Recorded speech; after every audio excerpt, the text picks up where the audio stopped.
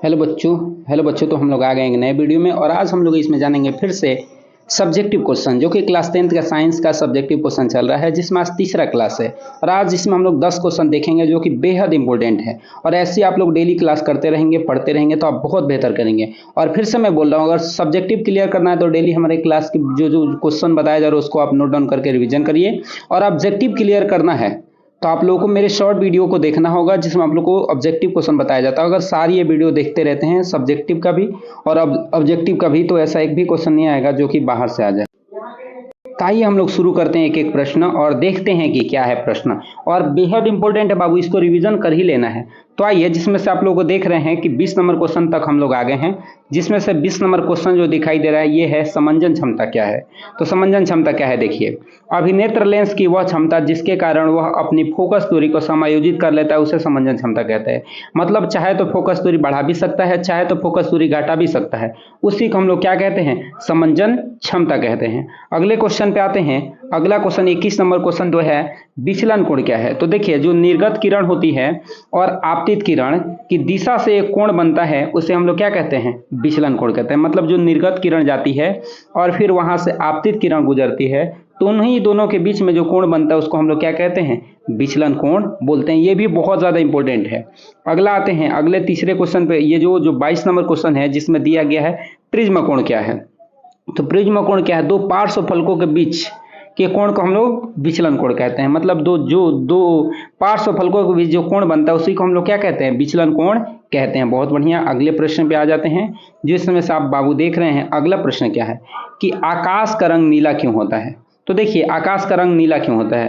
तो आकाश नीले रंग का तरंग दैर्घ्य कितना होता है, 4000 एंगस्ट्रॉम, अर्थात वायुमंडल में उपस्थित कणों की कोटि का होता है, इसलिए प्रकीर्णन सर्वाधिक होता है। देखिए, जैसे कण होते हैं ना, जिस प्रकीर्णन का उसी कोटि का ये क्या होता है, नीले रंग का तरंग दैर्घ्य, जिसके कारण जैसे कण है उसी में क्या हो जाता है, मिल जाता है, उसका प्रकीर्णन सर्वाधिक हो जाता है, कणों में मिल जाता है, जिसके कारण पूरे आकाश में बिखर जाता है। देख रहे हैं, पूरे आकाश में क्या हो जाता है, बिखर जाता है, जिसके कारण इसका रंग कैसा हो जाता है, नीला।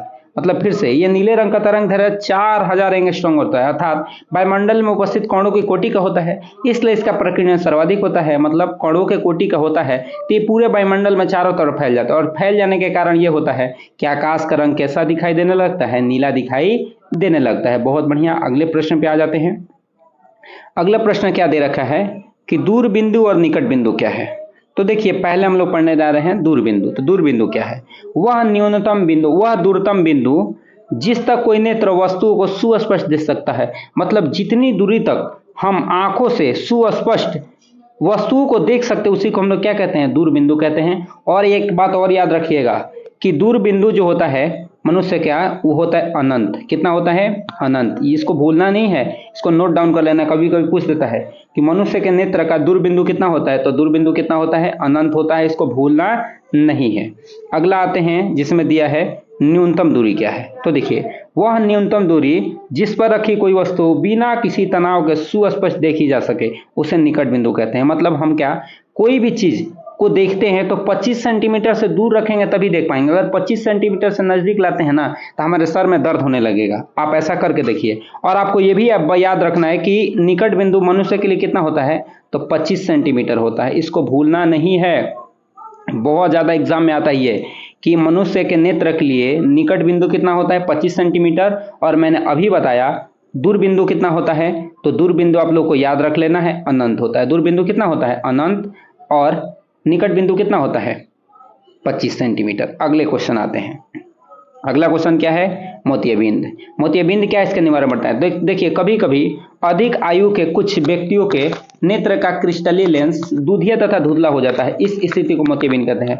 मतलब आंख का रंग कैसा हो जाएगा, दूधिया कलर का हो जाएगा और धुंधला धुंधला दिखाई देने लगेगा, तो कौन सा रोग है, मोतियाबिंद। इसको शल्य चिकित्सा के द्वारा हम लोग क्या कर सकते हैं, इसका निवारण अगर करना हो तो शल्य चिकित्सा के द्वारा, मतलब ऑपरेशन के द्वारा हम लोग फिर से इसको वापस ला सकते हैं। अगला प्रश्न क्या दे रखा है बाबू, अगला प्रश्न दे रखा है दीर्घ दृष्टि दोष क्या है।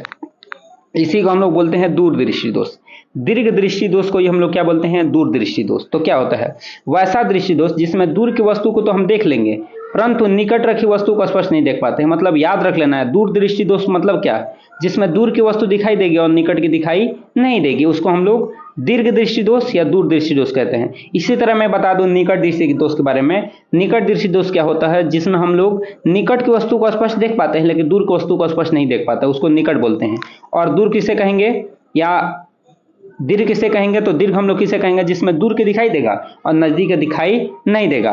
तो दूर दृष्टि दोष के लिए लेंस जो लगता है ना वो उत्तल लेंस का लगता है। उत्तल लेंस का चश्मा अगर लगाते हैं तो आप लोग दूर दृष्टि दोष को ठीक कर सकते हैं। अब वही आप लोग एक और बात याद रखेंगे, निकट दृष्टि दोष हो जाएगा तो उसके लिए लगता है अवतल लेंस का चश्मा। किसका लगता है, अवतल लेंस का चश्मा अगर लगाते हैं तो आपका काम हो जाता है। तो दोनों याद रख लेंगे। जरा दृष्टि दीर्घ दृष्टि दोष किसे कहेंगे, तो जिसमें दूर की वस्तु दिखाई साफ साफ दिखाई देगा, नजदीक की दिखाई नहीं देगी। और निकट में क्या होता है, निकट की दिखाई देगा, दूर की दिखाई नहीं देगा। अगर दीर्घ दृष्टि दोष को ठीक करना है तो उत्तल लेंस का चश्मा पहनिए और निकट दृष्टि दोष को तो अवतल लेंस का चश्मा पहनिए। अगला आते हैं, अगले क्वेश्चन पे क्या है बाबू, अगला क्वेश्चन है दृष्टि दोष क्या है। तो देखिए, वह नेत्र द्वारा न तो निकट की, देखो जब हमारा नेत्र न दूर की वस्तु देख पाता है और न ही नजदीक का, ऐसा हो जाए ना दूर के दिखाई दे ना नजदीक का, तो उसको हम लोग क्या कहते हैं, दृष्टि दोष। जिसमें नहीं, कभी कभी हो जाता है कि नजदीक का दिखाई देता है दूर का नहीं दिखाई दे, और दूर का दिखाई दे नजदीक का नहीं दिखाई दे, तो इसी को हम लोग क्या कहते हैं, दृष्टि दोष कहते हैं। और दृष्टि दोष कितने प्रकार का होता है, तो दृष्टि दोष आप लोग को याद रख लेना है 3 प्रकार का होता है।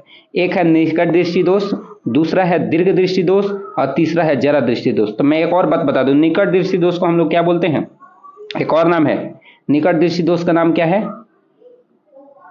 ये हो गया निकट दृष्टि दोष। और दीर्घ दृष्टि दोष को हम लोग दूर दृष्टि दोष बोलते हैं, और फिर जरा दृष्टि दोष। ये तीनों याद रख लेना है, भूलना नहीं है। अगले पे आते हैं।